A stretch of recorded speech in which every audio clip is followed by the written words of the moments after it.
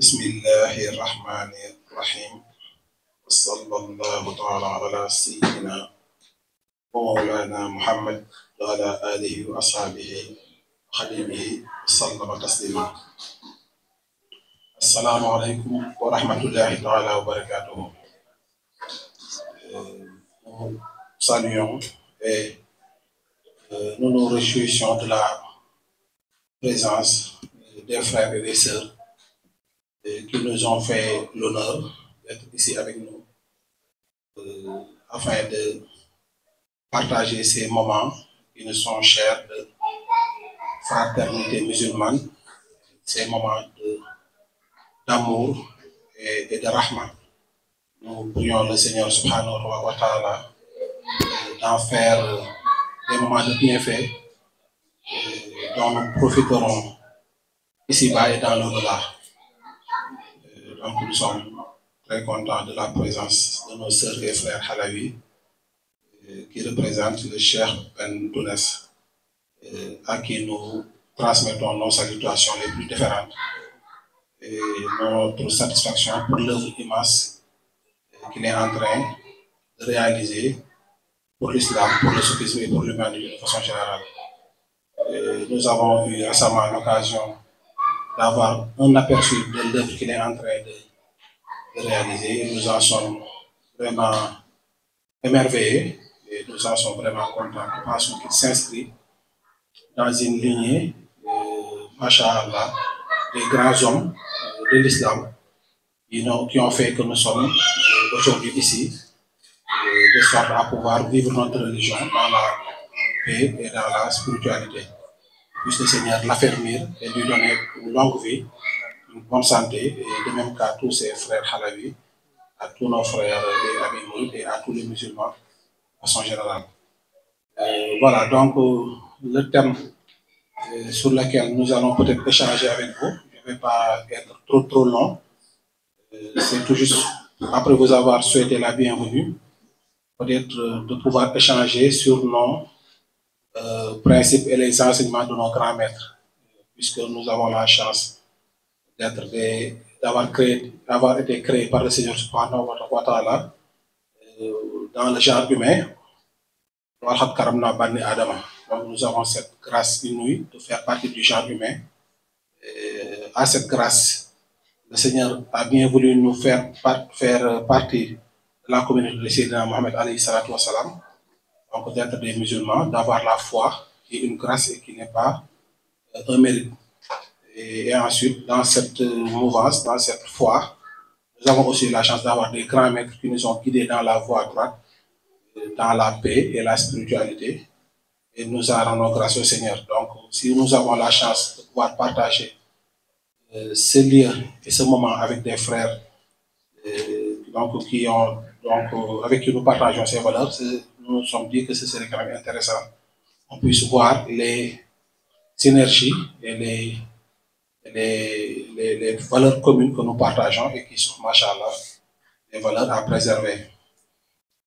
Pour ce qui m'a concerne, je vais essayer de façon ramassée de rappeler certains principes qui fondent à notre avis les enseignements de Cheikh Ahmadou Bamba, le serviteur du prophète Khadim Rassoul.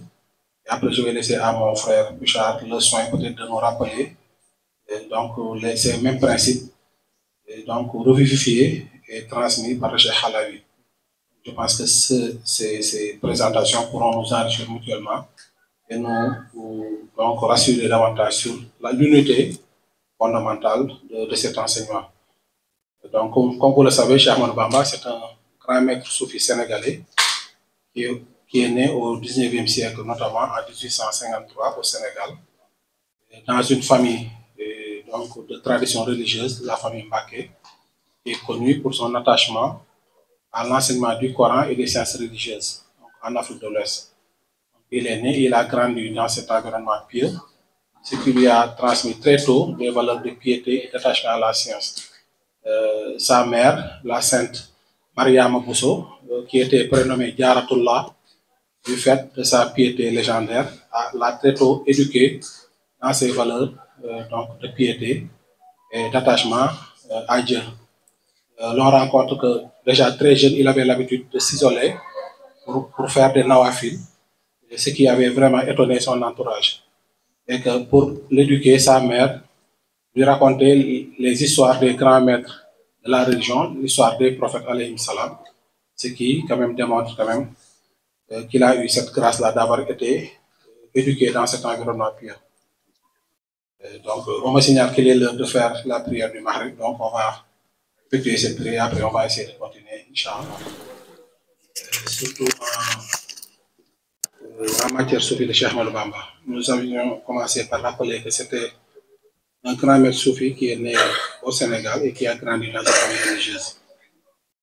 Donc, il a fait le cursus normal dans les pays musulmans, à savoir l'apprentissage du Coran. Il a mémorisé le Coran très jeune. Après, il a appris les ouvrages islamiques, les Ahdariou, les Barahin et tous les ouvrages que vous devez connaître en islam, qui permettent aux jeunes musulmans de mieux connaître sa religion et de la pratiquer. Donc, il a appris tous ces ouvrages-là. Mais ce qui le caractérisait, c'était vraiment un attachement à la quête de la connaissance. Il y a beaucoup d'anecdotes sur lesquelles je ne pourrais pas revenir, mais qui montrent que très jeune, il aimait le savoir, il partait à la recherche du savoir. Il a été formé par plusieurs grands maîtres du Sénégal et de la Mauritanie, parce que la Mauritanie est très proche du Sénégal. Et une grande partie de nos ouvrages religieux viennent de la Mauritanie et du Maghreb, notamment de l'Algérie et du Maroc. Donc, ce qui montre encore une fois les liens très anciens entre ces pays musulmans de l'Afrique subsaharienne et les pays. Son père était un conseiller du roi de l'époque, mais il était connu que Cheikh Ahmadou Bamba ne voyait pas assez bien les relations, ce type de relations qui étaient quelquefois marquées, à son avis, par les dérives des rois à cette époque-là. Donc c'est pourquoi il n'aimait pas trop se mélanger au tenant du pouvoir terrestre. Parce que pour lui, pour bien vivre sa religion, il fallait s'éloigner de ces lieux de pouvoir qui étaient, à son avis, très porteurs de germes de corruption pour sa religion. Maintenant, à la mort de son père, à la disparition de son père, il avait 30 ans, on lui a proposé de remplacer son père à la cour du roi. Ce qu'il a refusé publiquement en écrivant un célèbre poème qui s'appelle Khaloulye Irkan. Khaloulye Irkan, li Abouabi Salatini. Cela signifie, ils m'ont proposé de m'orienter vers les portes des rois. Alors que moi, mon seul roi, c'est Dieu subhanahu wa ta'ala. Je n'attends aucun bienfait et je ne retourne aucun mal que de mon Seigneur. Et je ne recherche que l'honorabilité qui provient du Seigneur, mais je ne recherche pas les bienfaits de ce bas monde. Cette posture lui a créé des problèmes parce que son milieu ne pouvait pas comprendre que ces genres de privilèges, un jeune pouvait les rejeter. Mais à ce moment, il était déjà vraiment investi dans le tasawwuf, il pratiquait les virdes, il dirigeait l'école coranique, les instituts de son père, et il pratiquait la prière nocturne et toutes les pratiques soufis. Donc son cœur était détaché des affaires de ce bas monde et il ne pouvait pas souscrire à se mettre avec les rois. Après, il a donc appelé les disciples pour leur dire que maintenant, la voie que j'ai mise en place, c'est une voie de la quête de l'agrément du Seigneur, al-irada. Donc, tous ceux qui voulaient rechercher l'agrément du Seigneur pouvaient rester avec moi. Les autres étudiants de l'école de son père, ils n'avaient besoin que de sciences livresques, de connaître les livres, ils pouvaient aller ailleurs. Il leur a dit ça. Certains sont restés, d'autres sont partis. Ceux qui sont restés, il leur a demandé de faire la bayha, de faire l'allégeance en imitation du serment d'allégeance du prophète à Houdaïbia. Il voulait que le disciple qui s'engage dans cette voie soufie, donc, devait le faire sous les directives d'un maître spirituel. C'était leur maître spirituel. Et c'est ça qu'on appelle peut-être la fondation de ce qu'on appelle la Mouridia, qui est devenue la confrérie soufie, l'a fondée. Même ce terme Mouridia, quand même, ça indique quelque chose, parce que le terme Mourid, tout à l'heure, je vous ai entendu réciter un poème de Cheikh Alaoui, je pense, dans lequel il utilise le terme Mourid. Ce qui veut dire que le Mourid, ce n'est pas seulement les adeptes de Cheikh Ahmadou Bamba, tout disciple soufi, le nom générique c'est Al-Mourid. D'ailleurs, beaucoup d'ouvrages anciens, des Ghazali, des autres, on trouve ce terme-là. Les grands maîtres soufis utilisaient ce terme. Le Mourid dans le jargon soufi, c'est quoi? C'est l'aspirant à Dieu. Le novice spirituel, celui qui est déjà un musulman, mais qui veut s'engager sur la direction d'un maître spirituel reconnu et accrédité pour le mener vers la purification de son cœur, de son âme, de sorte à avoir les vertus cardinales enseignées par le prophète, pour se rapprocher de son Seigneur et avoir son agrément. Le Mourid, c'est celui qui a la irada. La irada, c'est cette aspiration à avoir le Seigneur. La métaphore que j'ai l'habitude de donner pour montrer pourquoi c'est important d'être Mouride dans le soufisme, parce que d'aucuns nous interrogent. Si on est déjà musulman, est-ce qu'on a besoin d'être d'une confrérie pour... C'est comme le citoyen normal, quand tu es né dans un pays, tu es déjà français. Et celui qui s'engage sous les drapeaux, il a un plus par rapport à ce qu'il a fait, donc de sa vie et de son engagement pour un but supérieur.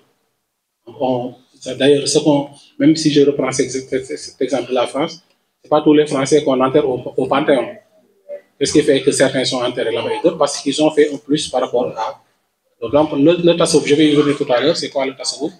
Le Mourid, c'est celui qui a décidé de consacrer sa vie et ses biens pour avoir l'agrément du Seigneur. C'est pourquoi Cheikh Ahmadou Bamba dit Isil Mouridou la yuridu abada khayra rida rahmani haysu hasada. Isil Mourid, le disciple soufi, c'est celui qui recherche l'agrément du Seigneur en tout temps et en tout lieu. Quoi qu'il fasse, il recherche l'agrément de son Seigneur. Donc, c'est ce engagement-là avait Cheikh Ahmadou Bamba et qui a fait qu'il a refusé. Donc, quand il a mis en place cette voie, il en a précisé les fondamentaux. Je me souviens notamment d'une lettre du gouverneur général de l'AOF de l'époque, parce que le Sénégal, comme vous le savez, était sous domination coloniale. D'ailleurs, il a été Cheikh Ahmadou Bamba exilé, je vais y revenir tout à l'heure. Il a été accusé de djihad, il a été exilé pendant 7 ans au Gabon. Bon, tout ça, je vais y revenir. Dans cette lettre, le gouverneur général lui a demandé c'est quoi les fondements de la voie que tu professes, cette confrérie ou cette voie que tu professes. Quels en sont les fondements? Et sa réponse a été très, très étrange. Il s'attendait à ce qu'il dise, voilà, il a dit les 3 fondateurs de cette voie ont pour nom Iman, Islam, Ihsan. C'est assez frappant. Il a dit les fondements de la voie que je professe, c'est Iman, la foi en Dieu, Islam, les pratiques culturelles, donc musulmanes, et Ihsan, la bienfaisance ou la perfection spirituelle. Ce sont ces 3 fondateurs, ces 3 éléments qui fondent la voie que je professe. Il lui a demandé ensuite, c'est un ensemble de 18 questions, il lui a demandé quels sont les membres de cette tariqa, de cette voie que tu professes. Il lui a dit tous ceux qui sont mu'minoun, muslimoun, muhsinoun. Tous ceux qui ont la foi, une foi authentique et valable auprès de Dieu, font partie de cette voie. Tous ceux qui pratiquent l'adoration de Dieu font partie de cette voie. Et tous ceux qui professent le ihsan, la perfection, font partie de cette voie. Donc, c'est vous dire qu'il avait cette vision assez large et assez ouverte qui fait que le mot Mourid, qui rassemble tous les musulmans qui veulent l'agrément de Dieu, font partie de cette voie. Il a aussi dit, pour caractériser sa mission, Lil Mustafa nawaitu ma yujaddidu sunnatuhu harra wa inni ahmadu. Dinun siwa islamihi la yuhmadu indal ilahi bihi yujaddidu. Mon ambition est de revivifier et de rénover tajdid la voie du prophète alayhi salam dans sa pureté originale. La tajdid que vous devez connaître, notamment un hadith célèbre qui dit que tous les 100 ans ou régulièrement, il y a dans ma communauté des mujaddid, des rénovateurs qui vont apparaître pour rendre à la religion sa vitalité et sa vivacité. Après le prophète alayhi salatu wassalam, il n'y aura plus de prophète. Mais il y aura des rénovateurs qui vont venir et rappeler ces messages-là et les rénover. Il a réclamé cette dimension, c'est-à-dire un rénovateur de la voie de l'islam, l'islam qui est la religion reconnue par le Seigneur. Donc, pour faire simple, ce qu'il a réclamé, c'est une vision ouverte, et ça, il le pratiquait dans la vie de tous les jours. Il est connu dans sa biographie qu'il avait des relations très étroites avec les chiots de toutes les confréries, les Tijans, les Khadirites, etc. Voilà, donc c'est vous dire son approche. Cette voie aussi, il l'a bâti sur un certain nombre de principes, dont le hilm wal hamal. Hilm al-nafi', hamal al-salih, wal adab al-mardi. Ce sont 3 éléments importants de son enseignement. Et tout ça, il le dit dans ses écrits. Cheikh Ahmadou Bamba, il a écrit des milliers et des milliers de vers, de poèmes, de khassaïd, de khazida.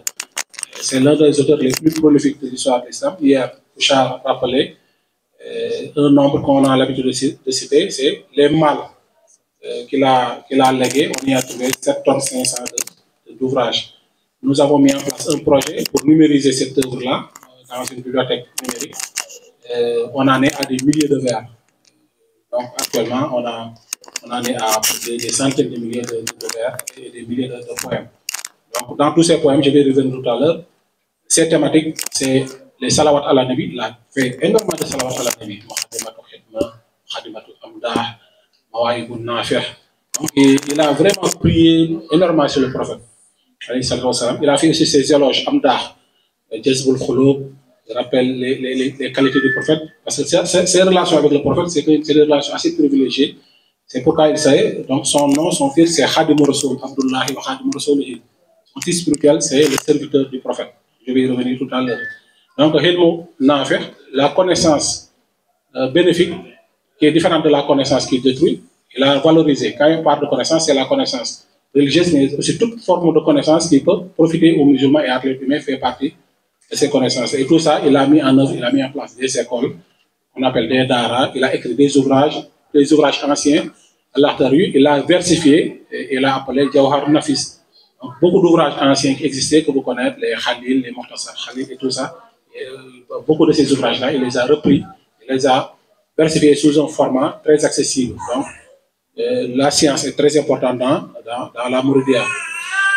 Hamal al-Salih, donc toute œuvre qui est vraiment pure et conforme aux enseignements du prophète, donc il le valoriser. Donc, la prière, la lecture du Coran et toutes les œuvres bénéfiques.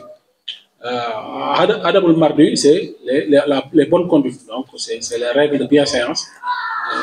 Donc, qui observe bien la communauté mouride remarque que ce sont des gens très polis, très corrects, qui respectent leur autorité et tout ça. Et tout ça, ça fait partie de notre vécu quotidien. Donc, tout ça, c'est le respect de l'autre, l'humanisme, tout ça, ça fait partie des principes qu'il a enseignés. Donc, je reviens au principe de Ibada wal Khidma. Donc, comme je l'ai dit tout à l'heure, dans ces ouvrages, le titre à partir duquel il se présente, c'est Abdullahi wa Khadim Rasulihi.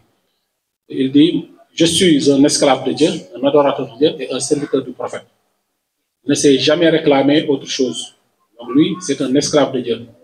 Donc tout ce qui est ibada, tout ce qui est adoration, moi j'ai l'habitude de présenter ces deux aspects, Abdullahi, ibada, Khadim Rasul Khidma, par l'adoration verticale et l'adoration horizontale.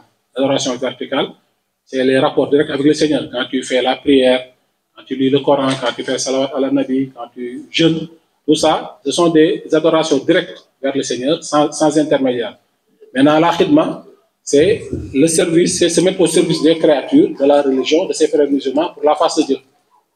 Donc, lui, il s'est appelé Khadim Rasoul, parce que le prophète, c'est la rahma, rahmatul lil alamin. Donc, la rahma, il a prié le Seigneur. Ô Seigneur, inspire-nous de nous mettre au service de nos frères musulmans et d'avoir de la compassion, de la miséricorde pour eux. Donc, il a prié le Seigneur d'avoir cette attitude-là. Donc, si nous, les mourides, nous voyons d'autres frères musulmans, donc nous devons être conscients que nous devons nous mettre à leur service, de rendre, être bénéfiques à leur endroit. Donc, la khidma et la rahma sont très importants. Donc, c'est ce que j'appelle l'adoration horizontale. Pourquoi je l'appelle adoration horizontale? Pour avoir l'agrément de Dieu, on est obligé de passer par l'intérêt qu'on produit pour son semblable. D'ailleurs, c'est ce que nous appelons dans nos écrits l'humanisme musulman. Pour nous, ça, c'est l'humanisme qui est différent de l'humanisme des Lumières, qui est un humanisme sans Dieu. L'humanisme des Lumières, c'est l'humanisme sans Dieu. Parce qu'ils ont prétendu enlever la divinité du centre du système. Parce qu'ils s'étaient révoltés contre l'Église, les accointances avec la monarchie de droit divin, etc. Et à la place, ils ont mis l'humain à la place de Dieu. D'où les dérives qu'on constate à travers le monde. Cheikh Ahmadou Bamba et d'autres grands maîtres, ce qu'ils réclament, c'est un humanisme avec Dieu. C'est-à-dire, un humanisme doit être donc inspiré par la divinité, inspiré par la spiritualité. Tous les déséquilibres qu'on voit actuellement dans le monde actuel, la crise écologique et tout ça, à notre avis, c'est parce qu'on a essayé d'enlever le divin donc dans l'humanisme. Alors que l'homme sans Dieu n'est que ruine de l'âme, je suis en train de dire. Donc tout ça pour dire que cette vision-là de la khidma est très importante. Donc il a revalorisé l'enseignement du Coran. Donc le Coran, il a vraiment dit des vers incroyables sur son attachement au Coran, son attachement au prophète.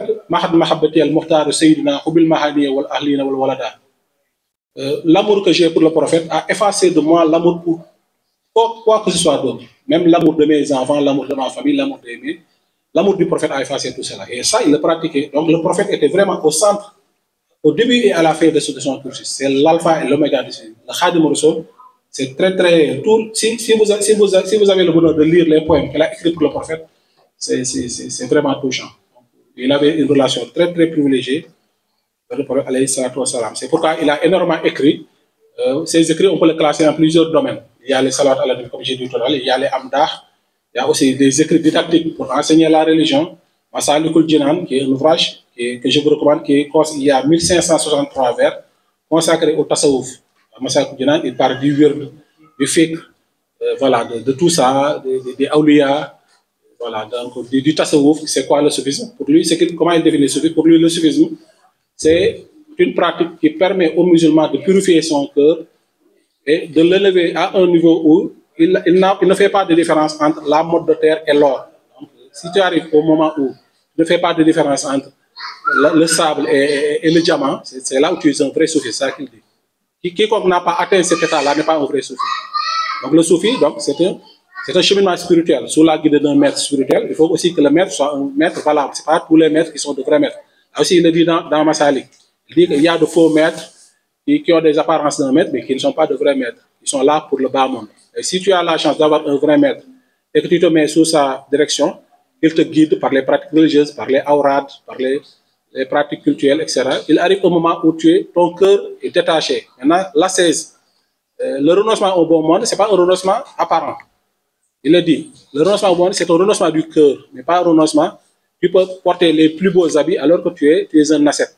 Tu peux porter les habits les plus sales alors que tu n'es pas un ascète. Donc l'essentiel, c'est de ne pas porter le monde dans son cœur, mais de l'avoir sur la main et de ne pas le mettre dans son cœur. C'est ça qu'il dit. Donc tout ça, c'est des enseignements que retrouve dans beaucoup de grammaires et qu'on retrouve c'est Ahmadou Bamba. Donc je vais essayer de terminer rapidement pour ne pas prendre trop de temps. Voilà. Il a aussi parlé de la fraternité musulmane. Donc l'importance, parce que dans ses écrits, et c'est ça, je l'ai dit dans un de mes ouvrages, Ahmadou Bamba, le terme mouride, on le trouve très rarement dans ses écrits. Dans ses écrits, ce qu'on trouve, c'est Mouminoun, Muslimoun, Muslimoun. C'est frappant. Donc, c'est comme s'il n'était. Voilà, il avait cette vision-là, mes frères musulmans, ses prières, fait que tous les musulmans, etc. Voilà. Quand il a parlé de Wurdi, il a parlé tous les Wurdi, toutes les tarikhas mènent vers Dieu. Et ce sont des tarikhas agréés. Tous les Wurdi mènent le pratiquant, le Mourid, qu'il soit Halawi, Hadri, Tijani, vers l'enceinte scellée de Dieu. Que ce virus provient de Cheikh Ahmed Tijan, Abdul Khadir Jailan, ou de notre khutbou, ils sont tous dans la bonne direction. Donc là, il a très tôt affirmé que la différence de wird et de tariqa n'est pas une différence fondamentale. Ce sont des chemins qui mènent à Dieu. C'est comme un cercle, on a Dieu au centre. Les rayons qui mènent vers ce centre-là, c'est ça les voies. C'est comme ça qu'il l'a présenté. Et il ne s'est pas contenté de l'écrire, mais il a pratiqué. Cheikh Ahmadou Bamba, il avait cette chance-là, il transmettait tous les wirds. Il avait son propre wird. Lors de son exil en Mauritanie, il a reçu ce qu'on appelle le wird Mahous, qui est le wird Mourid. Mais après, il a continué à transmettre le wird Tijan, le wird Khadri. Il continue à croire que tous ces wirds-là, ce sont des wirds valables. Donc, ce n'est pas la différence des wirds qu'il fait. Il a aussi dit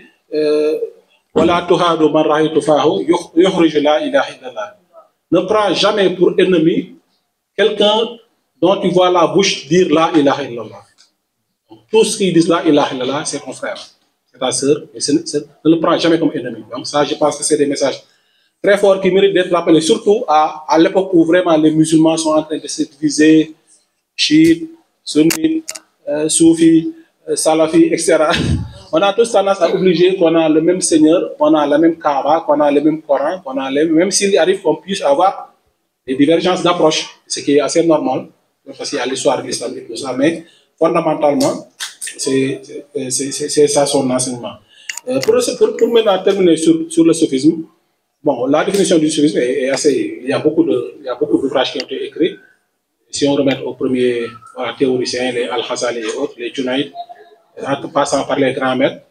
Mais de façon résumée, moi je préfère adopter l'attitude qui dit que le prophète sallam, il a, dans le hadith de Jibril, salam, où il lui enseigne les 3 éléments de la religion, les 3 parties de la religion, à savoir la foi en Dieu, Iman, Islam, les pratiques chrétiennes, et Ihsan, la bienfaisance. Donc vous vous souvenez de cet hadith-là, je n'ai pas besoin de revenir. Où Jibril l'interrogeait, c'est quoi la foi en Dieu? Il lui dit, c'est de croire en Dieu, en ses anges, au livre révélé, etc. Ce sont les éléments de la foi à Khadar et au jour du jugement dernier, etc. Donc, après, c'est quoi l'islam? C'est de dire Ashhadu an la ilaha illallah, de faire les 5 prières, de faire le jeûne, etc. Et quand il est sur l'Ihsan, ça j'ai fait la remarque. Pour les autres éléments, il a énuméré. C'est ça, c'est 1, 2, 3, 4, 5, après c'est 2, 3. Mais Ihsan, il ne lui a pas donné, il n'a pas énuméré. Qu'est-ce qu'il a dit? C'est d'adorer ton Seigneur comme si tu le voyais. Car si tu ne le vois pas lui, il te voit. C'est un principe important. Donc, ce qui fait que le Ihsan, à la limite, moi, je me dis qu'il n'y a pas 3 éléments, c'est 2 éléments. Iman, Islam, et que c'est le Ihsan qui vient parfaire les 2 autres. C'est comme ça que je l'entends. Parce que la foi ne peut être parfaite sans Ihsan. Si tu dis croire en Dieu et tout ça, et que tu n'as pas le sentiment qu'il te voit, qu'il est là, cet iman-là, il ne vaut pas grand-chose. C'est à la limite, c'est cette 3e partie qui valide les 2 autres. La prière, elle est importante. Et si tu pries sans avoir conscience qu'il y a une divinité qui t'a créé, qui est là, qui te regarde, que vaut cette prière-là? Bon, on a tendance à dire 1, 2, 3, Iman, Islam, Ihsan. Moi, je dis Iman, Islam, et c'est Ihsan qui vient pour. Sans l'Ihsan, ça n'a pas de valeur. Maintenant, les savants ont l'habitude de dire chacune de ces dimensions, puisqu'elle est indispensable aux musulmans, il faut qu'il y ait une science qui lui apprenne comment faire ça. On a beau dire, ok, le iman c'est important. Et comment le musulman peut devenir un bon moumin? Il faut qu'on lui apprenne ça. Et c'est ça la science du tawhid. Le tawhid, c'est la science qui apprend à croire en Dieu. Donc Dieu est unique, il n'a pas été créé, il n'a pas de fin, il n'a pas, voilà, tout ce que vous avez connu, les 20 attributs divins. Il entend, il connaît, il a la volonté, etc. Donc, sur les livres révélés, les livres ont été révélés, tout ce qui est contenu est authentique, les prophètes ils sont sincères, ils ne disent pas tout ça. Il faut que qu'il y ait des savants pour apprendre. Parce que si le musulman ne sait pas que le fait de mécroire à Isa alayhi salam est grave, là, il peut le sortir de la religion. Là, nous farons tous les prophètes qui sont agréés par le Seigneur, qui sont dans le Coran ou ailleurs, sont des prophètes auxquels on doit croire. Donc tout ça, c'est une science qui doit l'apprendre. Donc c'est ce qu'on appelle le tawhid, la science de l'unicité de Dieu. L'islam, donc les pratiques culturelles, les pratiques, c'est-à-dire la prière, le jeûne, tout ça, c'est important. Le musulman doit pratiquer. Mais comment peut-il pratiquer s'il ne sait pas? Donc il y a forcément une science qui lui apprend ça. C'est ce qu'on appelle le fiqh. C'est la science qui vient pour dire aux musulmans, la prière c'est important, mais on ne prie pas n'importe comment. Il faut être en état de purification. C'est quoi la purification? Il faut faire ceci, il faut faire la niya, l'intention, il faut se laver le visage, faire l'intention au moment. Bon, tout ça, c'est des règles. Voilà. Quand tu fais la prière, il faut réciter la Fatiha d'abord et tout ça. Donc, il faut une science pour apprendre tout ça. Et le ihsan, puisque c'est important, il faut obligatoirement qu'il y ait une science qui nous apprenne. Le ihsan. Et c'est justement le tasawwuf, qui est la science qui apprend aux musulmans comment purifier son cœur de sorte à avoir en permanence la présence de Dieu en lui. Donc c'est comme ça qu'il faut que beaucoup de savants présentent le tasawwuf. Maintenant, cette science-là, elle a des voies, parce que le imam, puisqu'il y a le tawhid qui est là, le tawhid, il y a des approches du tawhid. Il y a des écoles. Donc, les Ashari, les Mutazali, etc. Donc, ce sont des écoles. Et cette divergence-là n'est pas contradictoire à l'unité de l'islam, puisque la diversité peut être une source de miséricorde. Et puisque le Seigneur nous a créés en tant que peuple, en tant que nation, différents, les Taharafo, donc là aussi, ça se retrouve aussi dans l'islam. L'essentiel, c'est que ces grands maîtres soient des maîtres agréés. C'est la même chose pour le fiqh. On a des mazaïb, on a des écoles, on a les écoles anbalites, Malikite, Shafi, qui sont toutes des écoles valables, puisque ces grands maîtres ont essayé d'asseoir leurs enseignements sur le Coran et la Sunna. Donc, si un grand maître se dit, tu peux faire la prière, la Fatiha, tu peux réciter la Basmala, un autre va te dire non, tu ne dois pas, mais ça, ce n'est pas des différences fondamentales. L'essentiel, c'est que le musulman, il prie. Alors, chacun a sa manière, a son école de référence. Nous, par exemple, les Mourides, nous sommes d'obédience malikite. Nous sommes référents à l'imam Malik selon, par exemple, une directive de Cheikh Ahmadou Bamba. C'est la même chose aussi pour le tassouf. Le tassouf, il y a aussi des tariqa. Au-delà même des tariqa, il y avait les obédiences. Cheikh Ahmadou Bamba, il s'est réclamé du tassouf sunni. Et dans cette tassouf-là, il y a ce qu'on appelle les tariqa. Les tariqa, c'est quoi leur différence? Une tariqa, c'est une voie pour aller avoir l'agrément du Seigneur défini par un maître spirituel selon les inspirations qui ont été transmises par le Seigneur subhanahu wa ta'ala. C'est tout. Maintenant, il peut passer par le wird qu'on transmet par le prophète il peut passer par d'autres choses, mais l'essentiel, c'est que ces adeptes-là se groupent autour d'un grand maître qui va les guider vers la voie du Seigneur. Et puisque ces voies-là mènent toutes vers le Seigneur, comme l'a dit Cheikh Ahmadou Bamba, kullu khatam ala sawabi. Donc, tous ces words-là mènent vers la droiture. Je m'excuse d'avoir été un peu long. Je n'ai rien préparé. Hein? J'avais prévu de parler d'autres choses, mais bon, voilà. Donc, j'ai essayé de bricoler, quoi, comme on dit. J'espère que c'était un bricolage assez moyen. Donc, je m'excuse d'avoir été. Voilà. Donc, en tout cas, c'était tout juste pour vous souhaiter la bienvenue et puis vraiment nous réjouir d'avoir cette occasion d'échanger. Et nous prions le Seigneur subhanahu wa ta'ala de vous donner l'agrément de Dieu, que nous puissions tous avoir donc, sa satisfaction ici-bas et dans l'eau. Et dans l'eau. Assalamu alaikum wa rahmatullahi wa barakatuh. Assalamu alaikum wa rahmatullah. Moi, je ne vais pas faire de contribution, mais je vais peut-être poser une question.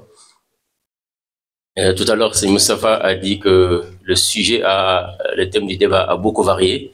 Je pense que ça a varié, mais finalement, on a retrouvé le sujet. Avec tout ce qu'on a dit, je pense que parce que le sujet au départ, c'était les challenges, les défis qui nous attendent. Donc, je pense que avec vos deux interventions, la question, je reviens au sujet. Quels sont les challenges qui nous attendent? Voilà, après mardi, après aujourd'hui. Donc, merci à tous les intervenants. Et vraiment, j'apprécie les témoignages assez émouvants de nos sœurs. Pour une fois, Moustapha, tu avais raison. Hein? Pour une fois, tu avais raison. Je te critique quelquefois pour ton approche genre, mais là, ça va. C'est la bonne cause. Donc, voilà. Donc, pour répondre à ta question, Ibrahim, je demande ici ce que vient de dire Madame tout à l'heure, c'est l'importance de retrouver cette dimension vivante et vraiment intérieure, cette vie intérieure qui est quand même au cœur même du message de l'islam. C'est-à-dire, l'islam, c'est salam, c'est la paix déjà avec soi-même, avec ses semblables et avec son Seigneur. Et c'est cette dimension-là que restaure justement le message du tasawwuf. Surtout dans un contexte où cet islam-là est souvent dévoyé et caricaturé d'un côté comme de l'autre. Je le disais hier, je pense avant-hier, lors de notre table ronde. Nous sommes entre le marteau et l'enclume du radicalisme. Le marteau du radicalisme au nom de l'islam, qui prétendent élever le nom de Dieu, mais qui s'attaque à des innocents et qui donne une image assez désastreuse de l'islam. Ce n'est pas le vrai visage de l'islam. Défendu, enseigné par le prophète et défendu par exemple par Cheikh Ahmadou Bamba. Par exemple, Cheikh Ahmadou Bamba, comme je l'ai dit tout à l'heure, il a été persécuté injustement, accusé de djihad, exilé au Gabon pendant 7 ans, dans des conditions assez dures. Quand il est rentré au Sénégal, il a été exilé une seconde fois en Mauritanie pendant 4 ans ou 5. Après, il a été détenu en résidence surveillée au Sénégal. jusqu'à la fin de sa vie, il a été persécuté pendant 33 années de sa vie. Et c'est ce qu'il a dit qui est intéressant. À la fin, qu'est-ce qu'il a dit? J'ai pardonné à tous mes ennemis pour la face de Dieu. Ça, c'est assez fort quand même. C'est-à-dire, quelqu'un qui est attaqué injustement, qui est emprisonné, qui est dans des conditions très très dures, et qui dit, je leur ai pardonné pour la face de Dieu. Et c'est ça peut-être qui nous permet, nous, aujourd'hui, d'être en France, d'être en paix, parce que nous n'avons aucun sentiment de revanche pour ceux qui ont persécuté notre mère, parce qu'il leur a pardonné. Le sens du pardon, c'est extrêmement important et c'est vraiment une nécessité pour notre civilisation. Mais ce pardon, en islam, on peut le retrouver à travers les enseignements soufis, qui le reconnaissent aux enseignements du prophète, qui avait pardonné à ses ennemis. J'ai présenté dernièrement une communication sur les fondements de la non-violence de Cheikh Ahmadou Bamba. Parce que nous avons la chance d'avoir, avec Cheikh Ahmadou Bamba et d'autres grands soufis, la chance d'avoir un maître de la non-violence au sein même de l'islam. Ça, c'est une chance. Parce que les icônes mondiales de la non-violence, c'est Mahatma Gandhi et Martin Luther King. Et j'ai l'habitude de dire, Mahatma Gandhi, il a professé la non-violence, il a été tué par la violence. Martin Luther King, il a advoqué for non-violence, mais il a été tué par la violence. Pourquoi ce fait que Cheikh Ahmadou Bamba est appelé à la non-violence et n'est pas été tué par la violence? Parce que tout simplement, il s'était réfugié chez son Seigneur.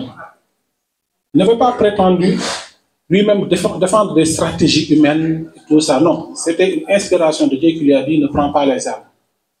Inni ujahidu bil hulum wa bituqa abdan khadiman wal muhaymin shahid. Il leur dit dans un de ses poèmes, vous m'accusez de faire le djihad, je vous donne raison. Vous avez raison, je fais le djihad. Et c'est ce qui est intéressant. Je fais le djihad par le savoir et la crainte de Dieu, la taqwa. Bil hulum wa bituqa. Je fais mon djihad par la quête du savoir, la science utile.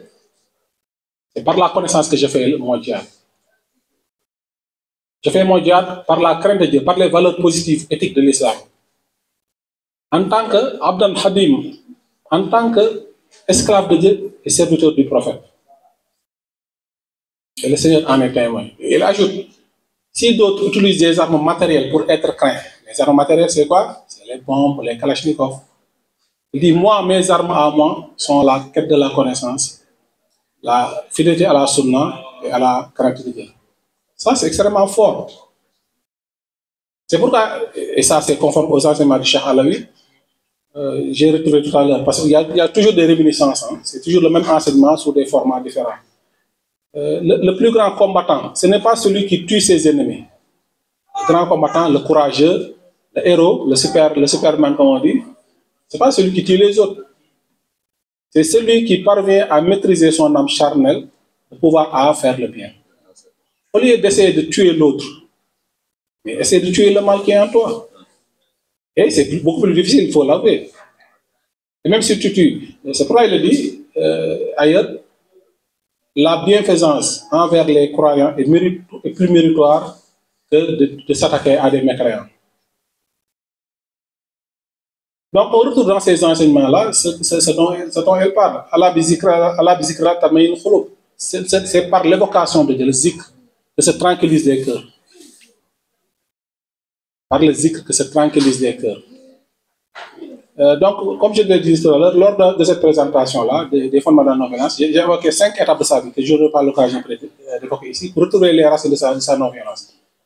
L'une de ces étapes de sa vie, parce que sa vie, l'avantage des grands maîtres soufis, c'est que leurs paroles sont conformes à leurs actes. C'est-à-dire, ce qu'ils écrivent, c'est ça qu'on retrouve dans leur vie, et vice-versa.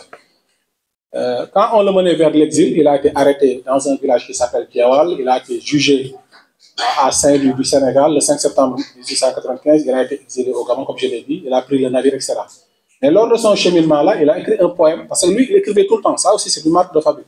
Il écrivait tout le temps, il rendait grâce à Dieu, il demandait pardon, il invoquait son assistance, etc. Il a écrit un poème qui s'appelle, que tous les mourides connaissent, qui s'appelle Asiru Mahal Abrari. Asiru Mahal Abrari Hina Hasiru, Wazan al Hida Anni Hunaka Asiru. Assirou Abrar, je marchais, je cheminais avec les Abrar, les gens de Badr. Hina Assirou, lorsque je marchais.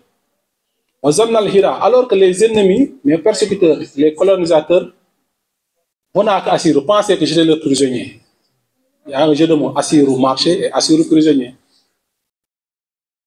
Lorsqu'ils avaient mis la main sur moi, ils avaient décidé de m'enchaîner. Ils pensaient que j'étais le prisonnier. Non, ils n'étaient pas le prisonnier.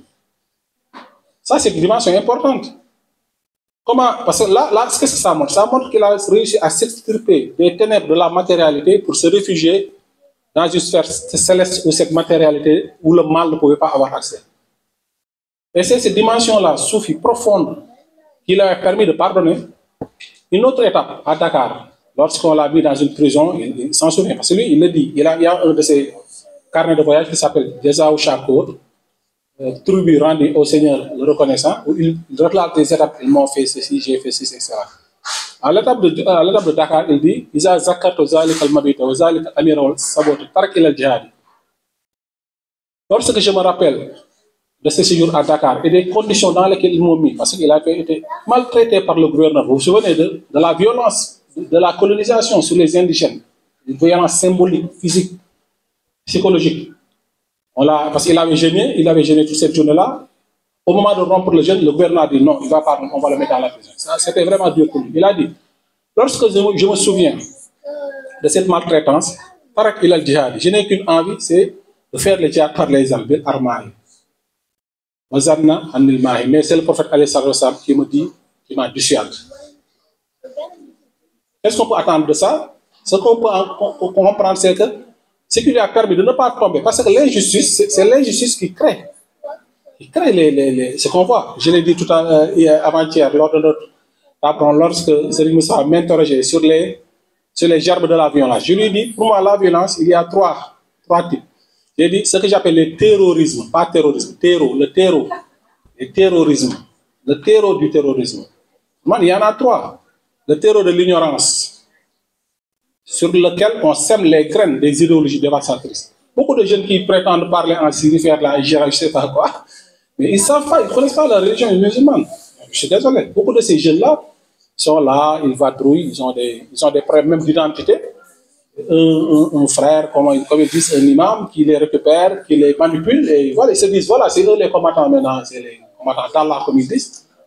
C'est parce qu'il y a le terreau de l'ignorance. D'où l'importance de faire l'éducation et d'enseigner à nos jeunes, à nos enfants. C'est ça, ça fait partie des défis de Ibrahim. Le défi de l'éducation, je vois que vous êtes dessus, avec Cheikh Bentounes, avec l'association Aïcha et tout. Donc, ça, la première œuvre, c'est d'éduquer nos enfants en leur apportant le bon message. Bon, c'est pas toujours facile, on est dans un contexte laïque, avec toutes ces... j'entre pas trop dans trop de détails, mais il faut qu'on parvienne à transmettre. Le problème de la transmission, c'est important. Donc, le premier terreau, c'est le terreau de l'ignorance. Le second terreau, c'est le terreau des inégalités socio-économiques, dans lequel on sème les graines de la révolte. Beaucoup de jeunes qui prétendent se battre au nom de l'islam, l'islam n'est pour eux qu'un étendard. Mais au fond, quand on creuse, on retrouve qu'il y a des frustrations. Comment faire pour que ces jeunes-là soient dans de bonnes conditions à travers la solidarité, etc., etc. Le troisième terreau, c'est le terreau des injustices politiques. Si on regarde le monde, comment ça fonctionne avec les grandes puissances, vraiment ça crée de la révolte. Ce qui se passe dans beaucoup de pays, je ne vais pas citer des pays. Donc tout ça pour dire que maintenant, à travers le tassaouf, à travers ces enseignements-là, on peut trouver quand même Cheikh Ahmadou Bamba, pour revenir à son exemple, il a été injustement traité par une autorité coloniale, mais il a une ligne directrice. C'est quoi la ligne directrice? C'est le message du prophète qui disait on est revenu du petit djihad pour aller vers le grand djihad. C'est quoi le grand djihad? Le djihad nafs. C'est le djihad contre son âme charnelle. Nous les musulmans, nous les soufis, c'est ce message-là que nous devons incarner d'abord, parce qu'il est facile de parler, de faire des discours, mais c'est celui qui fait des discours. Après, on le voit faire des choses bizarres, ça c'est pas... Voilà, donc il faut que d'abord le messager incarne le message. Il faut que nous tous, moi, vous, on fasse tous les efforts pour incarner l'enseignement de ces maîtres-là. Si par exemple, je fais un bon discours sur Cheikh Ahmadou Bamba, alors que quand on me regarde, on voit un comportement différent de ce qu'a enseigné Cheikh Ahmadou Bamba, Si vous parlez de Cheikh Alaoui, après, quand je regarde ses ouvrages et je vois votre comportement, voilà. Donc, il faut que d'abord que nous incarnions d'abord ce message-là et que nous puissions porter ce message-là et le partager aux autres. Parce que moi, ma conviction, c'est que ce message-là d'apaisement, de paix, de tolérance, de vivre ensemble, la France en a besoin, le monde en a besoin, nos pays en ont besoin. C'est un message de fraternisation, de partage, tout en restant fidèle à nos principes. Ça aussi, c'est important. On peut être un bon musulman, être dans sa foi et s'ouvrir à l'autre, et même s'enrichir avec l'autre. Chaman Bama, il le disait dans Massal al-Jinan, ne réservez pas les avantages de Dieu aux seuls anciens, car il peut arriver qu'un homme des temps modernes détienne des secrets qu'ignoraient des hommes des temps anciens. La fidélité à la transition, c'est important à la tradition. Mais quand même, il faut contextualiser comme le fait le Cheikh Bentounes. C'est pour ça que j'étais agréablement surpris de voir le format ouvert avec la journée du vivre ensemble. Tout ça, parce que nous aussi, les musulmans, on a tendance à nous enfermer dans nos petits ghettos. C'est vrai qu'on reproche aux autres de nous ghettoiser, mais nous aussi, notre manière de penser, des fois, nous nous ghettoisons nous-mêmes. Avec le rejet de l'autre, alors qu'on peut s'ouvrir à l'autre, partager avec lui et même le rendre meilleur. Parce que nous avons quand même un message qui est important. J'espère que je n'ai pas trop parlé encore une fois. Je donne à Charles de compléter. Merci beaucoup. Merci beaucoup. Que dire de plus, hein, tout a été dit. C'est vrai que l'enjeu principal aujourd'hui, c'est l'éducation, vraiment, notamment à travers la jeunesse. Je pense qu'on va vraiment tous se retrouver là-dessus.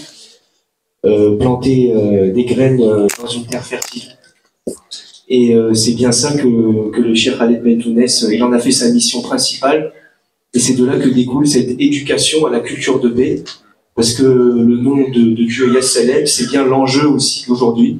Cette paix envers nous-mêmes, avec l'autre, envers son environnement. Je dirais que c'est vraiment les enjeux d'aujourd'hui. Et par rapport à cette paix, c'est bien de rappeler que le tasawwuf, c'est d'abord le combat contre soi-même, c'est d'abord aller regarder en soi et pas chez les autres. Et c'est aussi une responsabilité, ça, qu'on a dans cette voie, c'est d'être responsable et conscient de ce comportement, de tous les jours dans la vie quotidienne. Le Cheikh Khaled Bentounes a l'habitude aussi de dire que l'islam, c'est la voie du milieu.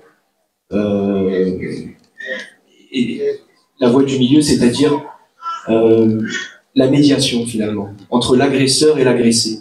Et aujourd'hui, l'islam a une voie aussi à jouer par rapport à cette voie du juste milieu, par rapport à cette voie médiane.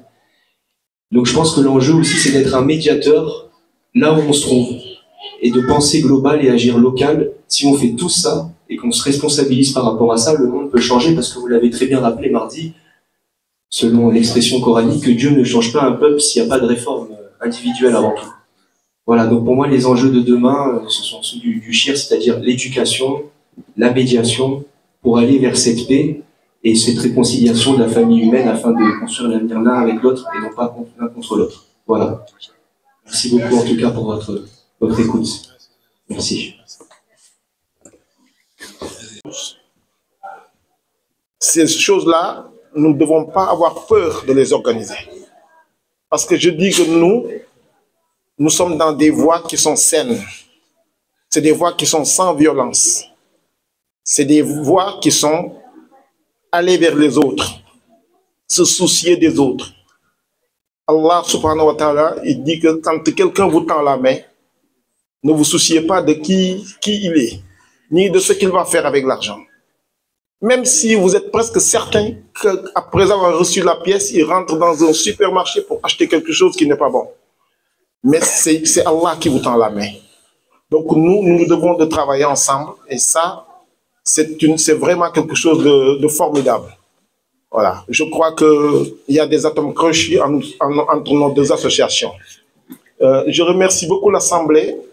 Il est d'usage que nous, quand on reçoit, on donne à manger et à boire. Moustapha aurait dû le dire, ça fait partie aussi des enseignements de Serigne Touba. Il faut, quand on se soumet à Dieu, il faut adorer Dieu aussi à travers les hommes. Comment on peut le faire? C'est en donnant à manger. Il n'y a rien de plus important que de donner à manger aux gens. Et ça, c'est peut-être pourquoi d'ailleurs on a beaucoup de mal à trouver certaines salles dans Nice. Parce que quand on est quelque part, il faut qu'on mange, qu'on boive, voilà. Et je voudrais aussi remercier vraiment très chaleureusement Seigneur Abdouaziz. Parce qu'il a fait un périple vraiment très, je dirais un périple très dur. Il est resté là presque 4 jours avec nous. Et c'est le moment de lui rendre vraiment, de lui dire un grand merci. Mais je sais que lui, il n'attend rien de nous. Parce que tout ce qu'il fait, il le fait pour Allah, pour Serigne Touba. Donc, nous lui dirons merci quand même. Voilà. Aujourd'hui aussi, on avait la chance d'avoir parmi nous Serigne Mbacké Diop, qui vient de Touba et qui fait partie de la famille d'un des fils de Serigne Touba, Serigne Abdou Khadre. Donc, il est de la famille. Nous lui donnerons la parole juste là après moi parce que il est venu juste pour nous dire bonjour. Et ça aussi, je dis que c'est merveilleux. Parce que toute la famille de Serigne Touba, quand ils vont quelque part, c'est comme une victoire pour les gens qu'ils vont voir. Ouais. Parce que si on était peut-être, si on se comportait autrement, ils ne viendraient pas. C'est parce qu'ils savent que nous nous organisons, nous essayons de travailler en nous-mêmes pour nous inculquer tous ensemble et nos enfants les très bonnes qualités. C'est pourquoi quelquefois on a la chance d'avoir des visites de gens comme lui. Et ça, c'est très gratifiant. Et nous le remercions beaucoup de sa présence. Je vais finir par vous dire que Serigne Mountakha Mbacké, le calife actuel, que Dieu le garde ici devant nous encore longtemps et fasse qu'il finisse tout son projet, parce qu'il a des projets immenses pour Serigne Touba. Donc nous prions pour qu'il puisse, avec toutes ses forces, venir à bout de ses projets. Et ça, c'est que pour notre bien et pour le bien des générations futures. C'est quelqu'un, j'ai parlé du sourire de Serigne Touba l'autre jour, mais on sait maintenant de qui Serigne Mountakha il tient ses sourires. On le voit. Voilà, parce que c'est un homme qui est vraiment adepte de la paix. Il est allé jusqu'à dire que si quelqu'un vous surprend par derrière et vous frappe, si vous vous retournez, c'est comme si vous vous êtes vengé. Vous vous rendez compte? Vous vous rendez compte à quel niveau il est? Que Dieu le garde encore longtemps ici, avec beaucoup de santé. Alors, je vais passer la main à Serigne Mbacké Diop, mais avant, je voudrais lancer juste un appel avec beaucoup un sentiment très profond. Nous qui sommes de l'ASCAT, nous devons encore de serrer la ceinture, c'est-à-dire de nous remettre au travail pour tout ce que nous avons vécu cette fin de semaine-là, que ça soit quelque chose qui nous motive pour aller de l'avant. Dans tous les projets qu'on a, ça aussi c'est très très important. Les projets qu'on a pour les enfants, les projets qu'on a pour le social, les projets qu'on a pour rien que de participer au projet de Serigne Mountakha. Donc il nous faut encore redoubler de courage. Voilà, il y a la journée internationale des Khassaïd à Paris, le 20 mai. D'ailleurs, il y a des membres de la Daïra qui vont y aller.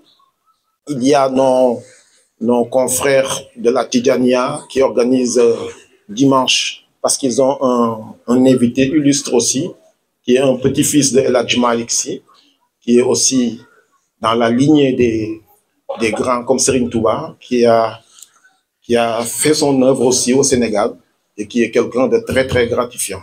Voilà. Alors, je vous remercie beaucoup parce que c'était vraiment très très fort cette soirée.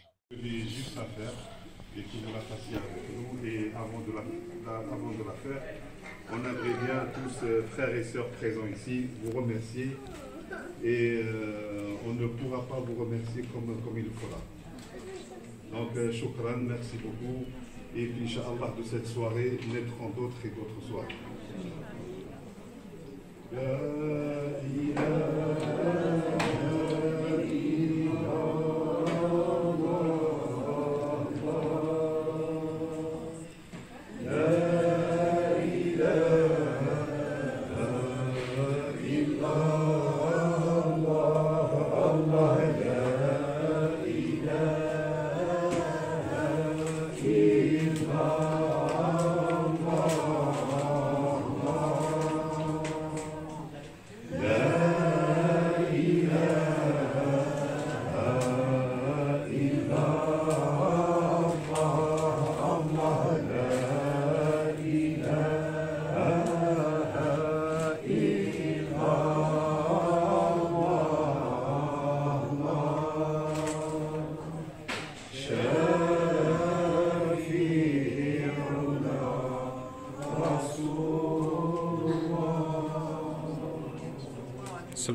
Barakallah alaikum. Merci beaucoup.